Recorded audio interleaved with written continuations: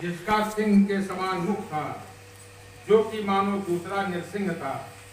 वह दौड़कर राहु को खाने के लिए चला तो राहु बड़े जोर से भागा, परंतु उस पुरुष ने राहु को पकड़ लिया।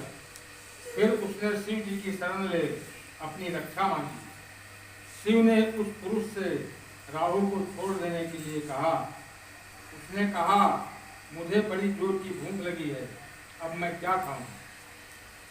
तब माहेश्वरी ने कहा कि यदि तुझे भूख लगी है तो शीघ्र ही अपने हाथ पैरों का मांस का भक्षण कर ले। शिव जी की आज्ञा से वह पुरुष अपने हाथ और पैर का मांस भक्षण कर लिया। अब केवल उसका सिर मात्र शेष रह गया। तब उसका ऐसा कृत्य देख शिव जी ने प्रसन्न होकर उसे अपना आज्ञाकारी मानकर अपना परम प्रिय गण बना लिया और कहा कि जब मेरी पूजा होगी तो मेरी ही तरह अब तेरी भी सदैव पूजा होती रहेगी, और जो तेरी पूजा नहीं करेंगे चाय बन रही पंडित जी की। शिव जी से ऐसा वर पाकर उस पुरुष को बड़ी प्रसन्नता हुई।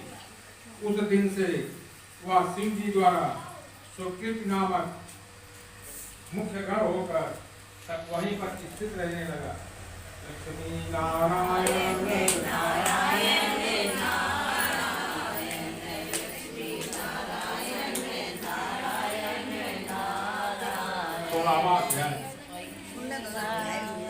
राजा पृथु ने कहा, हे नारद जी, ये तो आपने महाप्रभु शंकर की बड़ी अद्भुत कथा सुनाई है। अतः कृपा करके आप ये भी बतलाइए कि उस समय राहु उस पुरुष से छूटकर कहाँ पर गया? नारद जी ने कहा, उससे छूटने पर वह बर्बर नाम से विख्यात हो गया और मानव नया जन्म पाकर उसने अपने आप को धन्य माना तथा वह धीरे धीरे जलंधर के पास गया। वहां उसने शंकर जी की चेष्टा कही।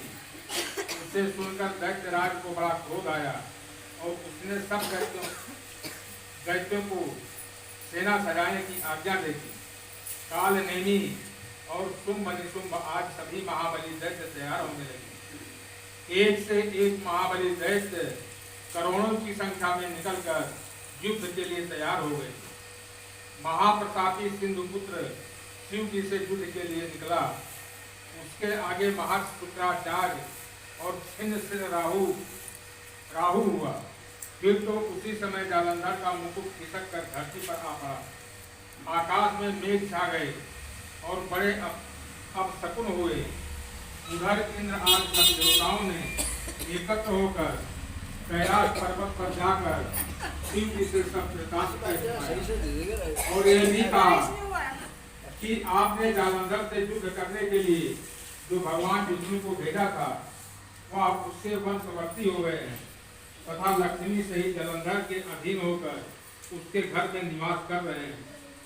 अब देवताओं को भी उसके यहाँ निवास करना पड़ रहा है। अब वह सागर पुत्र आपसे युद्ध करने के लिए आ रहा है, अतः आप उसे मारकर हमारी रक्षा करो। देवताओं से यह सब सुन शंकर जी ने भगवान विष्णु से कहा, हे ऋषिकेश, युद्ध में आपने जालंधर का संहार क्यों नहीं किया और वैकुंठ को छोड़कर आप उसके घर कैसे चले गए? तब भगवान विष्णु ने हाथ जोड़कर शिव जी से कहा, उसे आपका अंशी या लक्ष्मी का बड़ा भाई होने के कारण नहीं मारा। वह बड़ा ही वीर और देवताओं से अजेय है। मैं सत्य कहता हूँ कि उसे कोई भी मार नहीं सकता।